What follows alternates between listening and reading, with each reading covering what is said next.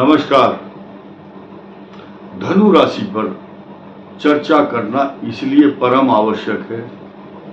धनु राशि इस समय 2 नहीं, 3 नहीं, 4 तरफ से प्रताड़ित हो रही है। लेकिन इसको राहत कैसे मिलेगी और मिलनी चाहिए, और क्यों ना मिले, क्योंकि आपने कोई पाप नहीं किया।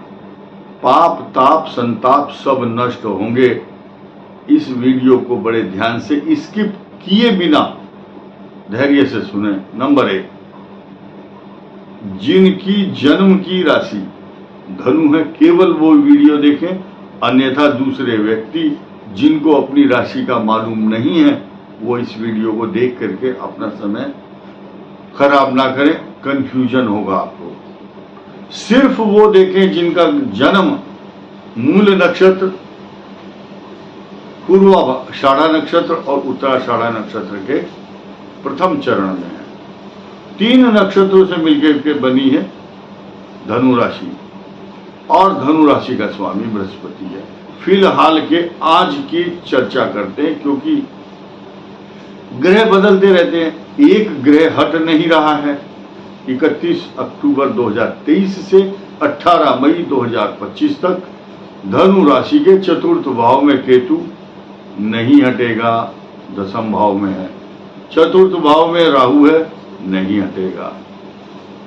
आपके तीसरे भाव में उच्च राशि मानकर चलिए उसकी, क्योंकि वो मूल त्रिकोण राशि है। शनि इतना प्रबल होकर के आपको अच्छे परिणाम तो देता है, परंतु आपके जो भाग्य स्थान है जहां 5 नंबर लिखा है वहां पर शनि की शत्रु दृष्टि है। यहां तक तो बात समझ में आती है कि शत्रु दृष्टि है, भाग्य में रुकावटें बाधाएं परेशानी आ रही हैं। वहां पर गुरु की दृष्टि नहीं है। जब गुरु की दृष्टि रही है 1 मई 2024 से पहले, तब तक आप ठीक ठाक चल रहे थे। दृष्टि हटी, इसको बोलते हैं सावधानी हटी दुर्घटना घटी। तब से धनु राशि के लिए परेशानियों का दौर कम नहीं हो रहा है। अब हम वास्तविक और असली मुद्दे पर आते हैं। 3-4 दोष हैं जिनकी बात हमने बताई। 1 नहीं, 2 नहीं, 3 नहीं, 4-5 बातें हैं जो धनु को परेशान करती है। पहला दोष क्या है? आपके इस राशि का स्वामी ही पंचम चला गया, 6ठे भाव में, शत्रु राशि में। 6ठा भाव शत्रु राशि और शत्रु का स्थान और बृहस्पति का दुर्बल होना। एक ही चीज है कि आपकी धन कुटुंब और वाणी स्थान पर गुरु की दृष्टि है, भले ही नीच दृष्टि हो। शुभत्व तो प्रदान करता है, या कष्टों में पाप ताप संताप में न्यूनता कमी लाता है। चतुर्थ भाव में राहु केतु अशांत करते हैं।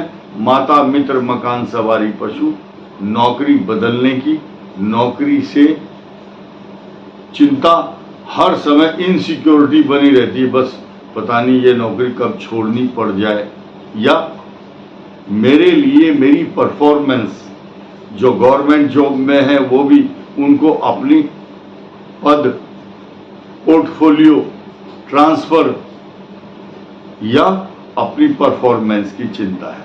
देखिए, परफॉर्मेंस की चिंता इस संसार में किसको नहीं होती। इस संसार में राष्ट्रपति और प्रधानमंत्री और मंत्री, IAS अफसर, कलेक्टर, CM, सबको ये रहता है कि मेरी परफॉर्मेंस खराब ना हो जाए। लेकिन अब यहां बात तो सिर्फ धनु राशि की हो रही है। धनु राशि की परफॉर्मेंस में कमी नहीं है, लेकिन आपको आपकी एकाग्रता को भंग करने के लिए जो षड्यंत्र करने वाले लोग हैं, क्रेडिट तो खुद लेना चाहते हैं, और काम कर रहा है धनु राशि वाला। यानी कि बहुत इंपॉर्टेंट एक एग्जाम्पल देना चाहता हूं। एक बाबा जी के बाग में फल तोड़ करके तो कोई और ले गया, और नाम हो गया दूसरे आदमी का जो वहां से साधारण रूप से जा रहा।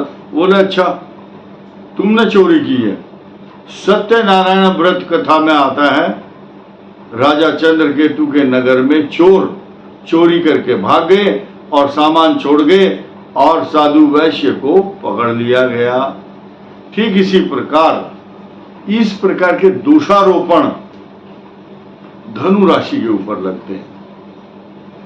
रीजन क्या है, 7.5 तो चली गई लेकर अपना स्वरूप,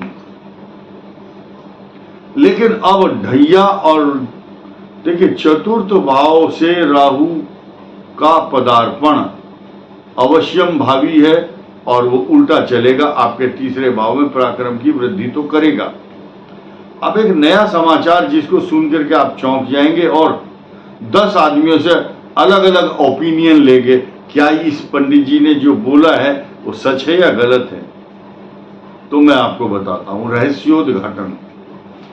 आपके ऊपर चतुर्थ भाव में लग्न हो चाहे राशि हो, दोबारा रिपीट करता हूं, आपका धनु लग्न हो या धनु राशि हो, शनि की ढैया का दुष्प्रभाव तो आपको झेलना ही होगा अब से ठीक 8 महीने बाद। लेकिन अब ऐसा भी नियम है शास्त्रों का, एक ढैया शुभ प्रभाव देती है, उस दौरान इन्वेस्टमेंट करता है, जमीन खरीदता है, नई गाड़ी आती है बहुत अच्छे वाली, बुकिंग शुरू हो जाएगी कुछ दिन के बाद धनु राशि वालों की। सन 2025 मॉडल गाड़ियां धनु राशि वालों के घर में आएंगी। जो ज्यादा मजबूत ग्रह होगा कुंडली में या चतुर्थ भाव के स्वामी या उस पर दृष्टि, उस कलर की गाड़ी आएगी। और पूर्व और उत्तर दिशा की तरफ मुंह किया हुआ फ्लैट या प्लॉट ये मिलेगा धनु राशि वालों को, धनु लग्न को। अगले साल ये सारे कमेंट, धन्यवाद, थैंक यू के मैसेज अगले साल आएंगे मेरे पास। अब हम एक नई बात क्यों ना कर लें जिसका सरोकार धनु राशि से है। और धनु को 2 चीज अभी सताएंगी, मुझे दुख के साथ कहना पड़ता है। अभी मंगल वृषभ राशि में तो धनु को कष्ट दे रहा है, टॉर्चर कर रहा है। अच्छा, और अष्टम दृष्टि, मारक दृष्टि बोलते हैं मंगल की, अष्टम, तो धनु को टॉर्चर करता है। अब उसके बाद फिर 3-4 महीने मंगल मिथुन में आएंगे, शत्रु राशि में होंगे और फिर शनि को देखेंगे, इसको धनु राशि के लग्न पर 180 डिग्री डालेंगे। इतनी बात भी सहन कर सकते हो आप। लेकिन अब चौथी बात नहीं,